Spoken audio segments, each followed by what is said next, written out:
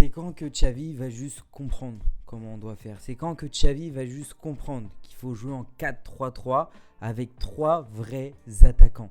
C'est quand qu'il va comprendre. Bonjour à tous et bienvenue dans cette nouvelle vidéo du comptoir catalan. Et aujourd'hui, on va parler de l'après-match, donc du match qui a opposé Osasuna face au FC Barcelone.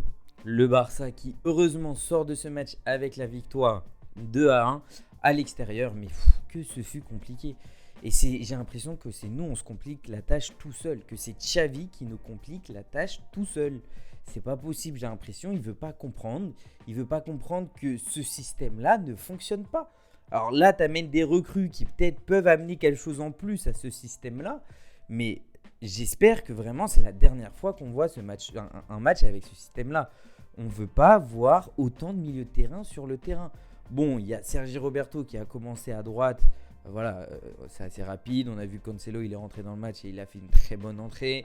Voilà, il y a déjà des centres. À un moment, il a fait un centre à la fin du match de l'extérieur du pied qui est directement où tu vois la différence par rapport à Sergi Roberto. Donc, on sait très bien que c'est Cancelo qui va commencer souvent titulaire. De l'autre côté, Baldé. Donc, on aura de la profondeur au niveau des latéraux, ce qui nous manquait depuis un certain temps. Moi, franchement, depuis Dani Alves, on n'a pas eu de défenseur droit concrètement. On avait Koundé l'année dernière, mais ce n'était pas un vrai défenseur droit. Il a tenu la défense, mais voilà, il n'apportait pas énormément en profondeur, ce que Cancelo, bien évidemment, peut nous apporter. Donc à ce niveau-là, je suis rassuré qu'on ait Joao Cancelo et je pense que ça va nous apporter énormément. Mais ce système-là, il faut que Xavi arrête. Je l'ai dit dans ma dernière vidéo, on ne veut plus voir ce 4-4-2. En fait, j'ai l'impression que chaque saison, il va nous amener des problèmes qui n'existent pas. Pourquoi tu ne gardes pas ton système de 4-3-3 ? Essaye au moins, on ne l'essaye même pas. Il veut absolument mettre Romeu et De Jong, les deux sur le terrain. Moi, je pense que ça doit être soit l'un, soit l'autre. Ça doit être soit l'un, soit l'autre, accompagné de Gundogan. Et si tu veux mettre Gavi pour mettre le pressing, tu mets Gavi. Mais je suis désolé, il ne peut pas avoir les deux, Romeu et De Jong. Au début, je trouvais que c'était intéressant, que ça fonctionnait, mais au final, c'est trop stérile, ça manque de création. Oriol Romeu, oui, il est bon à son poste. Défensivement, il est solide. Mais voilà, il n'a pas le même jeu que Busquets, ça c'est sûr, il n'a pas le même niveau que Busquets, donc il est plus là à juste redistribuer les ballons à droite à gauche. Mais c'est concrètement pas Busquets, donc on voit qu'il y a un manque de créativité, en tout cas au milieu de terrain. T'as Gundogan qui peut te faire des trucs exceptionnels, De Jong pareil, mais De Jong et Romeu, j'ai l'impression, et encore De Jong, bon, il se projette plus. Moi je pense qu'il met Romeu pour justement équilibrer le fait que De Jong, lui, est à son niveau mais se projette plus, et Romeu c'est vraiment celui qui reste le plus, on va dire, derrière. Mais des fois j'ai l'impression qu'on a énormément de joueurs au milieu de terrain, mais quand l'équipe adverse a la balle au niveau de notre milieu de terrain, il n'y a personne. Ils sont tous tout seuls. On est dans une sorte de 4-4-2, mais ils sont tout seuls. À chaque fois qu'ils ont le ballon, ils nous baladent à droite, à gauche. Il n'y a pas énormément de pressing. Il y a de temps en temps, bien évidemment, du pressing, mais plein de fois, j'ai l'impression qu'on n'est pas là, qu'eux, ils nous dominent tranquillement et qu'on galère. Et clairement, on a galéré. Je suis désolé, on n'est pas censé galérer. S'il te fait un 4-3-3 avec 3 attaquants, ça doit fonctionner.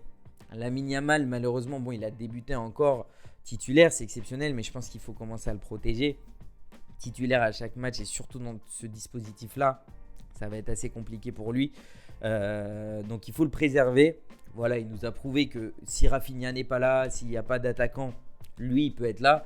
Mais de là à le mettre titulaire chaque match, je pense qu'il faut calmer un petit peu, il faut le protéger, il faut le laisser progresser, le laisser le temps alors d'enchaîner les matchs, oui, mais pas titulaire, quoi. Plus d'enchaîner les matchs en rentrant. Mais de là à être titulaire à chaque match, j'ai peur que ça le brusque un peu. Donc il faudrait quand même le protéger à ce niveau-là. Sinon, quoi dire ? Moi, Gavi, il fait un bon match, mais voilà, pas à ce poste-là. Il sera meilleur au milieu de terrain. Et quand tu as Ferran Torres qui est rentré, quand tu as Rafinha ensuite qui est rentré, quand on avait vraiment 3 attaquants, c'était plus intéressant. Et bon, l'entrée de Joao Félix, on n'a pas pu voir énormément. Après, il n'a pas eu beaucoup le ballon. On résistait énormément, mais c'est pas normal qu'on ait autant peur. Alors oui, Osasuna, ça reste une très bonne équipe. Je trouve que la Liga, au niveau des équipes, elles ont augmenté parce qu'on voit quand même aussi le Real Madrid qui galère un peu. On n'est pas les seuls à galérer. Donc je pense que le niveau cette année de Liga a augmenté. Mais je pense que nous, on n'est pas non plus exceptionnel. Je ne sais pas vous, mais moi, le Barça ne me rassure pas du tout. J'attends de voir la trêve, que ça fasse un petit peu réfléchir Xavi, qui revoient un petit peu en vidéo tous les matchs et qui comprennent que ce 4-4-2 ne fonctionne plus en fait, qu'il faut faire le 4-3-3.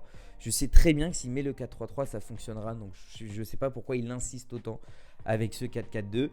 Donc voilà, match qu'on gagne, on remporte les 3 points, un but d'écart seulement, un but à la fin du match sur penalty. C'était pas donné, on est allé le chercher quand même cette victoire, donc ça nous montre un petit peu effectivement de caractère, mais on n'est pas rassurant. On n'est pas du tout rassurant. On a eu la chance d'avoir un groupe pas compliqué en Ligue des Champions. Ne pas non plus se dire que c'est très facile. Bon, au niveau du discours, on voit Xavi qui dit clairement que voilà, faut pas sous-estimer les adversaires, mais voilà. Faut rester concentré, faut qu'il change ce système-là. On se retrouve après la trêve internationale et on va voir comment ça va se dérouler. Je pense qu'on va plus voir Joao Félix. Je pense que s'il est pris, c'est plus pour être titulaire. Et Cancelo, je pense que ça va apporter énormément. Surtout que ça fait très longtemps qu'on ne joue pas avec un vrai latéral droit. Donc je pense que ça va énormément apporter à ce niveau-là. Et Joao Félix, moi en tout cas, en l'occurrence, ce que j'attends de sa part, c'est beaucoup de percussion et surtout de provocation. Je veux que ça soit lui qui soit, à l'image de Dembélé l'année dernière, mais qui soit celui qui provoque, celui qui fait les dribbles magiques, la passe magique, la dernière passe pour Lewandowski. Bon, Lewandowski qui marque encore un autre but. Et aussi c'est ce but de Koundé. Bon, c'était un bon match, pas rassurant du tout. Beaucoup de difficultés quand même. En vrai, j'ai envie de dire c'est un bon match sur le score parce qu'on s'en sort avec les 3 points, avec la victoire. Mais franchement, sur le papier, on s'ennuie toujours un peu. Il n'y a pas non plus de folie. Voilà, on sent qu'on ne se trouve pas encore énormément. Il n'y a pas encore de facilité. Il n'y a pas de tiki-taka. C'est encore toujours assez stérile. Donc, pas du tout rassurant. J'espère qu'au retour des trêves, on va voir un autre visage du FC Barcelone. Et pourquoi pas que ça vienne de Joao Félix ou du retour de Pedri. Mais bon, Pedri, c'est pas encore. Mais moi, je pense que même sans Pedri, on est censé faire quelque chose. Si tu veux mettre Oriol Romeu, tu fais un milieu de terrain Gundogan, De Jong à la limite. Mais tu peux pas mettre tous les milieux de terrain, il faut qu'il arrête vraiment avec ça. On sort avec les 3 points, c'est pas si mal que ça. Maintenant, il y a les trêves internationales. On va se retrouver sur une prochaine vidéo pour une analyse après-match de la sélection espagnole de la Roja avec la première sélection de Yamal. Voilà, 16 ans, il est même sélectionné avec l'Espagne. Donc, ouais, je veux quand même calmer les choses avec Yamal. Faut pas lui mettre trop de pression. J'espère que cette vidéo vous a plu. N'hésitez pas bien évidemment à lâcher votre petit pouce bleu, à vous abonner partout, donc que ça soit sur YouTube, à activer la petite cloche pour être directement au courant d'une sortie de mes vidéos. Abonnez-vous à mon Twitter où je lâche des infos tous les jours. Vous pouvez vous abonner aussi sur mon compte Twitch où on fait des lives assez fréquemment. Et aussi vous pouvez vous abonner à mon compte TikTok, Instagram où vous allez retrouver plusieurs réelles choses sympathiques. Bon, 3 points, la trêve pour bien réfléchir. Xavi, s'il te plaît, arrête ce 4-4-2. Je veux du 4-3-3 et je veux voir ce que donne Joao Félix. Et surtout, n'oubliez pas, Visca Barça et Visca Catalunya y también. Viva España. Ciao.